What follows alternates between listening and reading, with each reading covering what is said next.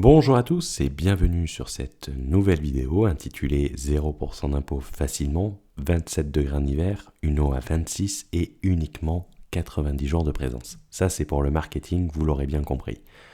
Dans cette nouvelle vidéo de notre chaîne Fiscalité et Investissement, on va parler impôt et on va parler le 0% d'impôt pour les web entrepreneurs et traders. Mais avant toute chose, nous vous rappelons que nous avons un Discord qui est dédié à la fiscalité. Pour le rejoindre, rien de plus simple, il suffira de suivre le lien qui se trouve dans la description. Renseignez votre adresse mail pour recevoir votre invitation. Vous recevrez votre invitation par mail, donc il est préférable de rentrer une bonne adresse mail. Vous trouverez également dans la description le lien de nos deux programmes, le Borderless Entrepreneur qui est dédié aux web entrepreneurs, que vous soyez infopreneur ou dropshipper et que vous souhaitez vous expatrier, le faire correctement. Comment vous expatrier, comment bien le faire, comment sécuriser votre résidence à l'étranger, comment optimiser votre fiscalité, en gros, comment sécuriser votre business, gagner plus d'argent et surtout plus longtemps. Nous avons également fait un programme pour les traders car leur problématique est complètement différente. Pas besoin de Stripe, pas besoin de société, pas besoin de PayPal. Donc nous avons décidé de faire un programme dédié aux traders, que vous soyez sur le Forex, que vous fassiez de la crypto-monnaie, que vous souhaitiez vous expatrier ou rester en France. Nous avons décidé de faire un programme dédié à la fiscalité. Vous trouverez le lien dans la description. Assez parlé, assez de publicité. Rentrons dans le vif du sujet. Donc, le 0% d'impôt. Cet élément qui fait que vous ayez cliqué sur cette vidéo. Cela fait rêver, non? Tout le monde en veut. Tout le monde ne pense qu'à cela. Et c'est entièrement légitime. Quand vous êtes trader, que vous êtes web entrepreneur, c'est entièrement légitime de vouloir conserver au maximum le fruit de son travail et ne pas forcément donner plus de la moitié. C'est entièrement légitime. Donc si on vous reproche de penser ça, n'écoutez pas ces personnes qui ne sont pas familières avec le business et qui n'ont sans doute jamais géré de business de leur vie. Donc on ne va pas vous jeter la pierre et c'est entièrement légitime. Cependant, vous allez automatiquement penser à Dubaï, mais il va y avoir d'autres possibilités que nous avons décidé d'étudier dans nos deux programmes respectifs. Dans nos deux programmes respectifs, nous allons faire très attention aux pays à fiscalité territoriale, car si vous visez absolument le 0% d'impôt, vous avez déjà vu des vidéos sur notre chaîne, ou sinon on vous invite à voir les autres vidéos. Les pays à fiscalité territoriale, ce n'est pas la solution pour être à 0% d'impôt. Si on prend l'exemple du Panama, cela ne veut pas dire une LLC offshore plus une résidence fiscale au Panama égale 0% d'impôt, car les revenus de la LLC sont étrangers, et vu que la fiscalité territoriale, on ne taxe pas ces revenus. Ça, c'est l'interprétation que font certains apprentis sur Internet, mais qui ne sont pas familiers déjà avec le principe de translucidité d'une LLC et de savoir comment on pose correctement les questions à un avocat quand on l'interroge sur la fiscalité, qui ne sont pas familiers également avec les notions de place of management et également avec les notions d'exploitation. Donc, si vous voulez être à 0%, ce n'est pas la solution la plus optimale pour les web entrepreneurs. Les pays à fiscalité territoriale peuvent représenter des opportunités pour les traders, donc il faut séparer les deux choses. Cependant, il y a des pays à 0%. Heureusement, vous allez me dire. Il reste des solutions dans des pays qui ne taxent pas les revenus personnels et les revenus de société.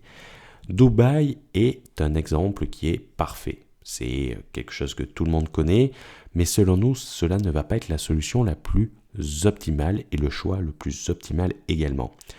Quand on parle de choix optimal, ce n'est pas parce qu'il y a des rumeurs d'introduction d'impôts à Dubaï.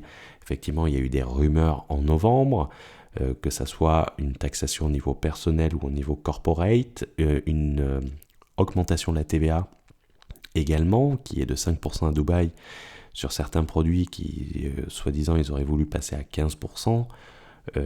Mais par exemple, si vous prenez l'Arabie Saoudite après le coronavirus, ils passent leur TVA de 5 à 15%.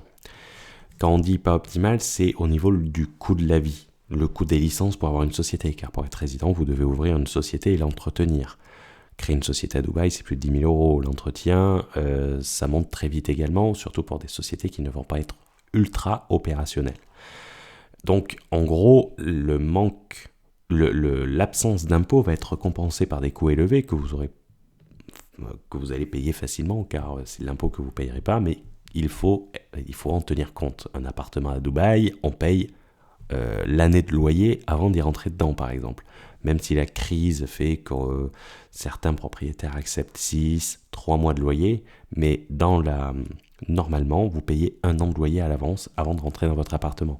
Donc entre les coûts de société, les coûts de location d'appartement, le coût de la vie, vous pouvez également aller à Monaco. On sait que les Français sont taxés à Monaco, sauf s'ils ont passé plus de 5 ans de résidence là-bas. Mais si vous gagnez 100 000 euros et que vous avez juste 70 000 euros qui partent en appartement, à ce moment-là, vaut mieux rester en France. Donc le coût de la vie, ça se calcule, et quelquefois des pays où il va avoir une taxation vont être plus intéressants. De plus, à Dubaï, il va falloir résider 6 mois pour être considéré de résident fiscal et avoir son certificat de résident fiscal, qui sera le seul document qui vous protégera en plus des conventions fiscales internationales. Ne vous inquiétez pas, dans les programmes, on regarde ça en détail. Donc cela ne va pas être la solution la plus optimale pour des personnes qui veulent profiter du fait de faire du business sur Internet ou de pouvoir générer leurs revenus partout dans le monde. Pour voyager, ils sont obligés de rester 6 mois par an à Dubaï, et pour avoir le certificat, il faut sortir des relevés de compte, il faut sortir les tampons, donc c'est pas si facile que ça. Les solutions que nous avons décidé d'aborder dans le Borderless Entrepreneur et le Borderless Trader, c'est le 0% et pas besoin de rester 183 jours. Attention, quand on dit pas rester 183 jours, ça ne veut pas dire passer 90 jours et le reste du temps en France. C'est destiné aux personnes qui veulent profiter de la liberté qu'elles ont grâce à leur business pour voyager. Donc, effectivement, nous avons eu beaucoup de demandes de nos membres, donc nous avons décidé de créer une nouvelle partie. Dans cette partie, nous étudions plusieurs juridictions à 0% avec les montages pour avoir une structure totalement opérationnelle, notamment pour les web entrepreneurs, pour les problématiques de processeurs de paiement, par exemple. Dans une solution qui va vous permettre d'être résident fiscal en séjournant que 90 jours sur le territoire et d'être à 0% d'impôt. Ce qui va être la solution idéale pour les perpetual travelers ou pour les traders qui vont vouloir profiter pendant 1 ou 2 ans pour faire un tour du monde complet, et à travers leur économie d'impôt que ces personnes vont faire, de pouvoir financer leur voyage. Nous regardons les forces, mais surtout les faiblesses, car certaines juridictions, les montages vont être très faibles pour d'autres personnes. Et comme toujours, on le rappelle et on vous le dit, une solution qui est valable pour l'un n'est pas valable pour le voisin. Donc quand vous voyez des programmes sur Internet qui disent « vous pouvez venir là, que vous soyez trader, que vous soyez entrepreneur et tout, ça sera la même chose », c'est faux. Ça va être valable uniquement pour certaines personnes et ça ne sera pas la solution optimale pour d'autres. C'est pour ça qu'on préfère partir du principe de regarder plusieurs solutions et on vous laisse faire le choix sans vous en recommander une. Vous avez tous les outils et on ne vous pousse pas sur une destination, sur un choix, sur un montage. C'est à vous de prendre le choix le plus optimal. Nous rajouterons également une partie low tax et un comparatif financier pour déterminer la meilleure juridiction, que vous ayez 100 000 euros de revenus, 500 000 euros de revenus ou 1 million de revenus. Qu'est-ce que cela veut dire ? Cela veut dire tout simplement qu'on va faire une étude financière pour savoir, selon les pays, combien ça va vous coûter. Par exemple, si on prend Dubaï, on va faire un comparatif de juridiction pour voir si c'est utile de vous expatrier à Dubaï quand vous avez 500 000 euros de revenus. Oui, il faut mieux être dans un autre pays car les coûts de la vie ne seront pas compensés par l'absence d'impôts, et attendre d'être à 1 million de revenus pour vous expatrier à Dubaï. C'est ça qu'on va voir à travers le coût de la vie et on va essayer de l'estimer le plus précisément possible. Nous rappelons également qu'en matière de web entrepreneurs, il s'agit des infopreneurs et des dropshippers. S'expatrier ne va pas être la solution pour être à 0% TVA. La TVA, ou la sales tax aux États-Unis, est un impôt territorial. Elle doit être acquittée dès que vous avez des activités en Europe, aux États-Unis. Oui, on sait, beaucoup de personnes disent « Ouais, si on vend aux États-Unis, on n'a pas de TVA en Europe. » Oui, vous n'avez pas de TVA en Europe, ça c'est vrai. Mais vous pouvez avoir une TVA aux États-Unis. Le cas le plus récent, le cas de la Louisiane, qui a récemment introduit le nexus économique en matière de sales tax dans sa législation 1er juin 2020. Donc c'est vraiment excessivement récent. elle a introduit un seuil de chiffre d'affaires et ou un nombre de transactions qui fait qu'à partir de l'un ou l'autre, vous devez vous enregistrer à la sales tax dans l'État et collecter et reverser la sales tax.